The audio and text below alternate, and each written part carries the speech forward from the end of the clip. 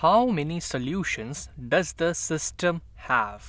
अब हमें यहाँ पे बताना है कि in pair of linear equation के कितने सॉल्यूशन होंगे। तो सबसे पहली बात तो ये स्टैंडर्ड फॉर्म में लिखे हुए हैं, स्टैंडर्ड फॉर्म में लिखे हुए हैं। और स्टैंडर्ड फॉर्म से मेरा सिंपल सा ये मतलब है कि मुझे उसको ax plus B Y equal to C के फॉर्म में लिख देना है। जो एक्स और वाई के कोफिशिएंट्स है वो एक साइड और जो कांस्टेंट टर्म है वो दूसरी साइड आ जाए, तो इसको हम स्टैंडर्ड फॉर्म में लिखना बोलते हैं। तो एक बार ये हो गया, तो अब हम देखते हैं कि इसके कितने सॉल्यूशन होंगे।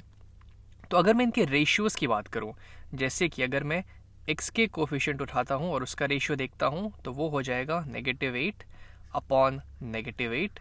उसके बाद अगर मैं यहाँ पे y का कोफिशिएंट उठाता हूँ तो वो हो जाएगा -1 अपॉन -1। और जो मैं इस कांस्टेंट का अब मैं बात करूँ तो ये 4 है और ये 9 है, तो इनके रेशियोज की बात करूँ तो ये है 4 अपॉन 9।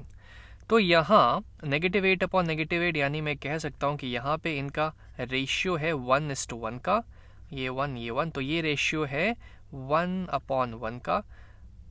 नहीं, ये अभी मैं टिक नहीं कर रहा हूँ, इसको मैं मिटाता हूँ थोड़ा पहले यहाँ से। इनका रेशियो है 1:1 का।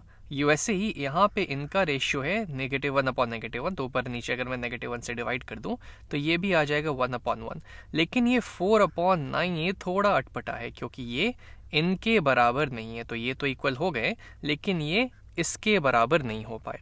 तो जब हमारे पास ऐसा कंडीशन आता है तो हम कहते हैं कि यहाँ पे हमें एक भी सोल्यूशन नहीं मिलेगा। और ऐसा इसलिए क्योंकि देखिए यहाँ पे है -x माइनस वाई, ये 4 के बराबर है, और सेम ही चीज सेम -x माइनस वाई 9 के बराबर है। तो ये कैसे पॉसिबल हो सकता है? या तो 4 के बराबर ही हो जाता या तो वो 9 के बराबर ही हो जाता। तो इसलिए यहाँ पे हमें एक भी सोल्यूशन नहीं मिलेगा, नो सोल्यूशन।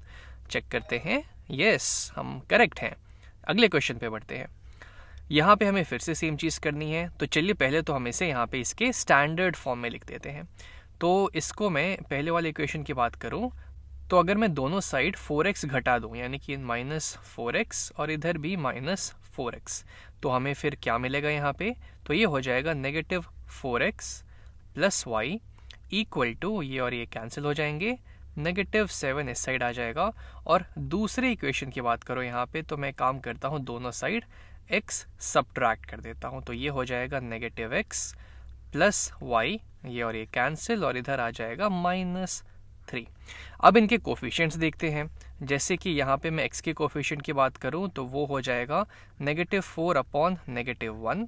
y के कोफिशिएंट्स की बात करूँ तो वो हो जाएगा यहाँ पे मेरा 1 अपॉन 1, क्योंकि इसका कोफिशिएंट भी 1 है और इसका कोफिशिएंट भी 1 है।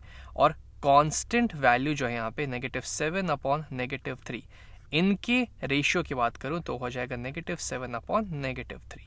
तो इनके तो रेशियोज में तो कुछ रिलेशन ही नहीं है, ये तो एकदम अलग अलग रेशियोज हैं। ये 4 है, ये रेशियो एक्चुअली 4 के बराबर है, ये रेशियो 4 के बराबर है, ये 1 के बराबर है यहाँ पे, और ये तो -7 अपॉन -3 है, यानी कि ये 7 अपॉन 3 के बराबर है। तो इसमें तो कोई रिलेशन ही नहीं है, यानी कि x के कोफिशिएंट का रेशियो वो एकदम अलग है y के कोफिशिएंट के रेशियो से, और एकदम ये भी अलग है कांस्टेंट्स के रेशियो से। तो इसलिए इस वजह से यहाँ पे हमें यूनिक सोल्यूशन मिलेंगे, हमको एक बहुत यूनिक सा सोल्यूशन मिलेगा। और हम चाहें तो यहाँ जल्दी से एक बार इसको सॉल्व करके भी देख सकते हैं कि वो सोल्यूशन क्या होगा। तो इसके लिए मैं इसको यहाँ हटा देता हूँ। तो एक काम करते हैं, इन दोनों इक्वेशंस को आपस में सब्ट्रैक्ट कर देते हैं, क्योंकि यहाँ भी है y, यहाँ भी है y, यहाँ भी है y। तो जब मैं सब्ट्रैक्ट करूँगा दोनों को तो y और y कैंसिल हो जाएंगे। तो y माइनस वाई हो गया 0 equal to 4x minus x हो जाएगा 3x, और -7 माइनस ऑफ -3, यानी कि -7 प्लस 3 मुझे दे देगा -4। दोनों साइड में 4 ऐड कर देता हूँ, +4 +4, तो ये कैंसिल, और यहाँ से मेरा 3x जो है वो 4 के बराबर आ गया। अब मैं 3 से डिवाइड कर दूंगा दोनों साइड, तो यहाँ से मेरी x की वैल्यू 4/3, x की वैल्यू 4/3 आ गई।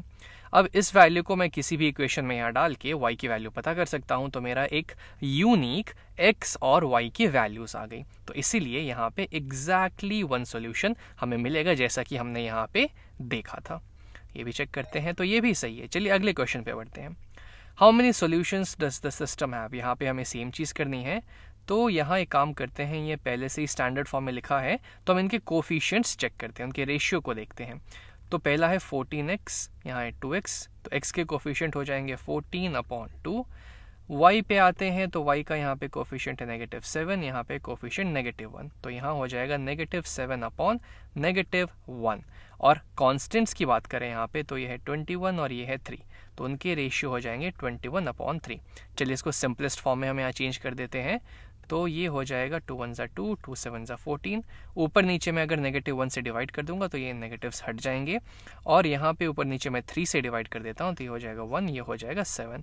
तो इधर भी ये आ गया 7, इधर भी ये आ गया 7, ये भी आ गया 7। तो ये तो रेशियोस आपस में बराबर हो गए, यानी कि एक्चुअली सेम ही इक्वेशन डिफरेंट फॉर्म्स में दी हुई है। जिस तरीके से जिस रेट में मेरा यहाँ 2 बढ़ रहा है, यानी कि 7 टाइम्स हो रहा है, उसी रेट में y भी बढ़ रहा है, ये भी यहाँ पे 7 टाइम्स हो रहा है। तो -1 का 7 टाइम्स हो जाएगा -7, और सेम उसी रेट में ये कांस्टेंट भी बढ़ रहा है। तो ये तो सेम ही चीज़ है, इनके बीच का रेशियो भी सेम ही है, तो ये सेम इक्वेशन को दूसरे तरीके से परोस के रख दिया गया है। तो यहाँ पे हमें इनफाइनाइटली मेनी सॉल्यूशंस मिलेंगे, जैसा कि हमने यहाँ देखा था, क्योंकि यहाँ पे तीनों के रेशियोस सेम हैं।